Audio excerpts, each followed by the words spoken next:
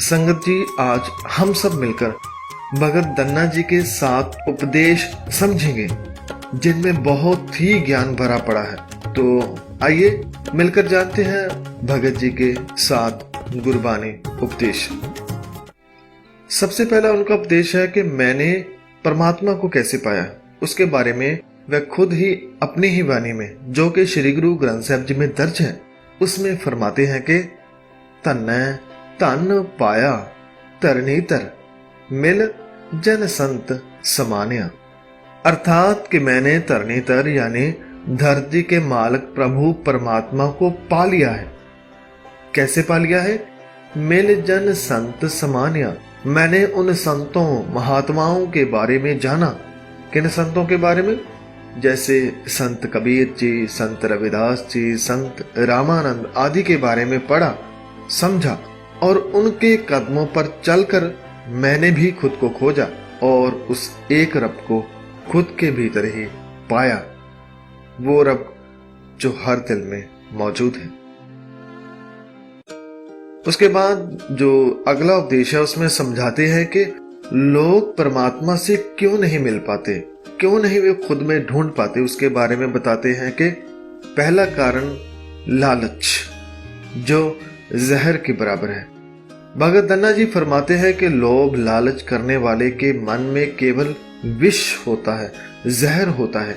जैसे कि भगत जी की जो वाणी है उसमें वो फरमाते हैं कि लालच बिख काम लुबद राता मन बिसरै प्रभ हीरे रहाओ। अर्थात लालच एवं काम वासना के विष में ये मन मदहोश है और ये मन इतना ज्यादा इस जहर में मगन है कि इसने प्रभु रूपी हीरे को भी बिसार दिया है। यानी जो प्रभु गुण इसके लिए कीमती वस्तु थे उसे इसने भुला दिया है, ठुकरा दिया है। और जो चीजें बाहर फेंकने वाली थी जैसे लालच और काम वासना, उसे मन ने अंदर बुला लिया है, जिस कारण यह खुद एक जहर के बराबर बन चुका है, जो औरों को अपने लालच व काम से काटता है, मारता है। तो ये एक बहुत बड़ा कारण है परमात्मा को अपने ही भीतर ना ढूंढ पाने का।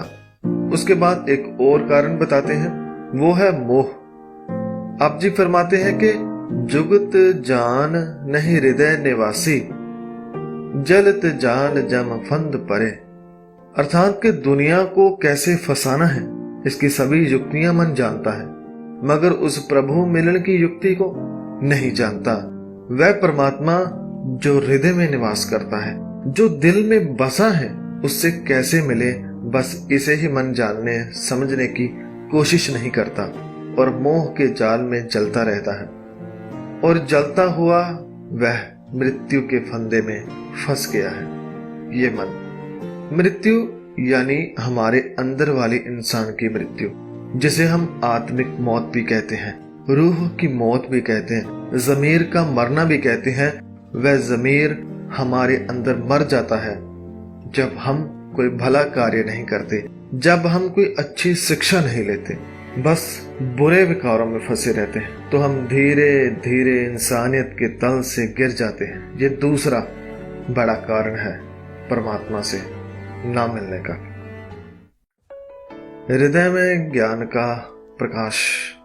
ऊपर दी गई 2 उदाहरणों के बाद भगत जी फरमाते हैं कि हम कितने भी बुरे विकारों में क्यों ना फंसे हों, लेकिन जब मन में ये विचार आ जाए कि मुझे बदलना है, तो वह बदल जाता है। और उसे बदल कौन सकता है? उसके बारे में फरमाते हैं कि ज्ञान प्रवेश गुरह तन दिया ध्यान मान मन एक मय। अर्थात इस मन को बदलने का गुण केवल गुरु के पास है, सो मन को गुरु की वाणी से लगाओ। भगत जी फरमाते हैं कि जब गुरु ने मुझे नाम धन दिया, परमात्मा के गुणों का धन दिया, तो मन में ज्ञान का प्रवेश हो गया और उस ज्ञान ने ही मेरे अंदर के विकारों को बाहर कर दिया। और उसी ज्ञान में मैंने अपना ध्यान लगाया और ध्यान लगाने से मेरा मन प्रभु से एकाकार हो गया, यानी रब से मन मिल गया, एक हो गया। संगत जी, गुरु की वाणी केवल हमारे अंदर के बुरे विचारों को साफ ही नहीं करती बल्कि हमें रब से जोड़ भी देती है, जिसके बारे में भगत धन्ना जी फरमाते हैं। अगला उपदेश है कि भगवान हमारी रक्षा किस तरह करता है। भगत धन्ना जी फरमाते हैं कि परमात्मा तो हमारा उस वक्त भी ख्याल रखता है जब हम माँ के गर्भ में होते हैं। भगत जी फरमाते हैं कि दे आहार अगन में रखे ऐसा खसम हमारा, अर्थात कि हमारा मालिक प्रभु तो ऐसा है कि वह गर्भ में आहार देता है और केवल हमें जिंदा रखने के लिए आहार नहीं देता बल्कि गर्भ की अग्नि से भी हमारी रक्षा करता है। तो ऐसे प्रभु हमारी रक्षा करता है। रब हमारी देखभाल कैसे करता है।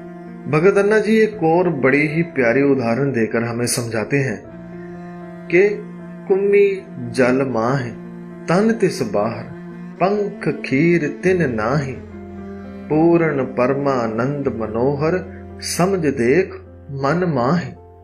अर्थात कि जब कच्छू कमी जब अंडे देती है तो उसे रेत में दफनाकर खुद पानी में चली जाती है, फिर वापस नहीं आती।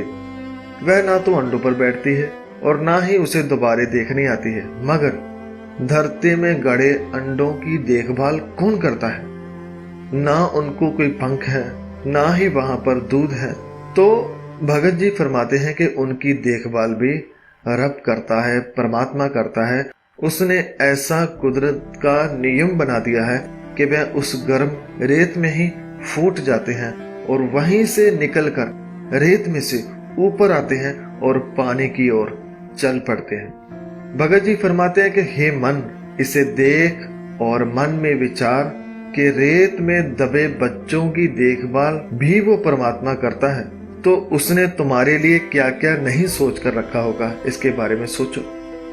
पर अफसोस संगत जी, हमें तो अपने लालच से, क्रोध से, अहंकार से, मोह से फुर्सत मिले तो हम सोचें कि परमात्मा ने हमें जो जीवन दिया है वह कितना कीमती है और इसे जिंदा रखने के लिए फ्री में धरती दी, हवा दी, पानी दिया, सूर्य दिए, तारे दिए, पेड़ दिए, सब कुछ दिया, जिसका हम कभी भी धन्यवाद नहीं करते।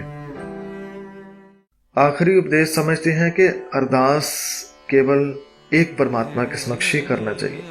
भगत धन्ना जी फरमाते हैं कि परमात्मा के सामने जाओ तो ऐसे बनकर जाओ जैसे गोपाल तेरा आरता, जो जन तुमरी भगत करनते तिनके काज सवारता रहा। आरता का अर्थ आरती नहीं बल्कि जरूरतमंद है और आरता का अर्थ दर्दमंद या दुखिया भी कहा जाता है। भगत जी फरमाते हैं कि ऐ सारे ब्रह्मांडों के मालिक, मैं मंगता बनकर तेरे द्वार पर आया हूँ।